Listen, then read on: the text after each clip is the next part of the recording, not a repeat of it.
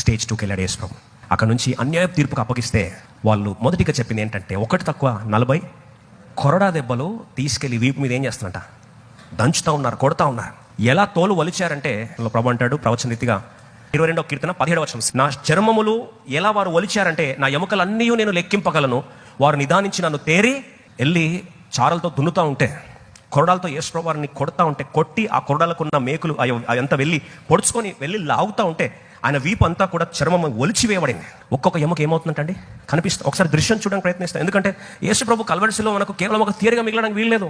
ఒక్కొక్క ప్రాంతంలో మనకి ఏం జరిగింది, మనం ఎలా అన్వయించుకోవాలి, ఎలా దాన్ని అప్లై చేసుకోవాలి. ఈరోజు చాలా మంది కేవలం కల్వరిసిలో ఒక సువార్తగా మిగిలింది, అంతేగాని మన జీవితాలు మార్చే చరిత్రగా మిగలేదు. అన్యులకు అది ఎక్కిరితరంగా కనిపించవచ్చు, పక్కన పెడదాం. రక్షించబడుచున్న మనకు అది దేవుని శక్తి కావాలి కదా. Where is that power? The power of cross.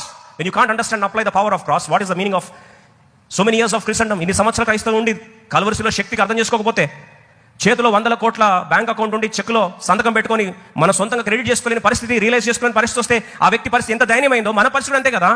యేసు ప్రభు చారలుగా దున్నబడతా ఉన్నాడు.